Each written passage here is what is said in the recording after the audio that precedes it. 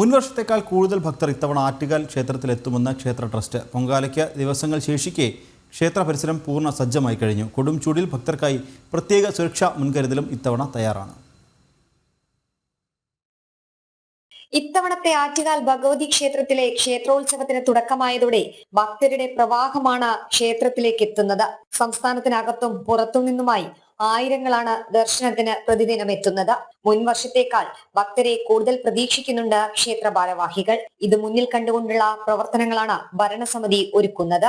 തിരക്ക് കണക്കിലെടുത്തിപ്പോൾ നമ്മൾ അവലോകനമൊക്കെ ചെയ്യുമ്പോൾ ഗവൺമെന്റിന്റെ പോലീസും ഒക്കെ ആയിട്ട് ചെയ്യുമ്പോൾ അവർ തന്നെ കൂടുതൽ പോലീസുകാരെയൊക്കെ വിന്യസിച്ചിട്ടുണ്ട്. പിന്നെ പെട്ടെന്ന് തന്നെ ദർശനം കഴിഞ്ഞ് വിടാനുള്ള സൗകര്യങ്ങൾ ചെയ്യുന്നതിനും അതിനു വേണ്ടിയിട്ട് അമ്പലത്തിനകത്ത് തൊഴുതു പോകുന്നതിനുള്ള ക്രമീകരണം വ്യക്തമായിട്ടും പോലീസുമായിട്ട് നമ്മൾ ഡിസ്കസ് ചെയ്തിട്ട് ചെയ്യുന്നുണ്ട്. കാരണം തിരക്ക് കഴിയുന്നതും അമ്പലത്തിനകത്തുണ്ടാകുന്ന തിരക്ക് പെട്ടെന്ന് ഒഴിവാക്കാൻ വേണ്ടിയിട്ട്. കൊടും വേനൽ തുടരുന്നതിനാൽ പ്രത്യേകം കരുതൽ ഒരുക്കുന്നുണ്ട്. കുടിവെള്ളം, നടപ്പന്തലിൽ പ്രത്യേകം ഫാനുകൾ തുടങ്ങി സുരക്ഷയും തയ്യാർ.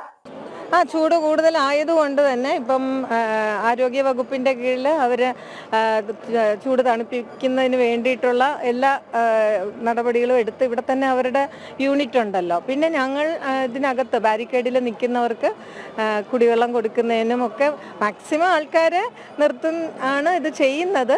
തിക്കും തിരക്കും ഒഴിവാക്കി സുഗമമായ ദർശനം സാധ്യമാക്കുകയാണ് ക്ഷേത്ര ട്രസ്റ്റ്. മുഴുവൻ പേർക്കും ദർശനം ഒരുക്കും. വഴിപാടുകൾക്കായി പ്രത്യേക കൗണ്ടറും തയ്യാറാണ്. ജനം, തിരുവനന്തപുരം.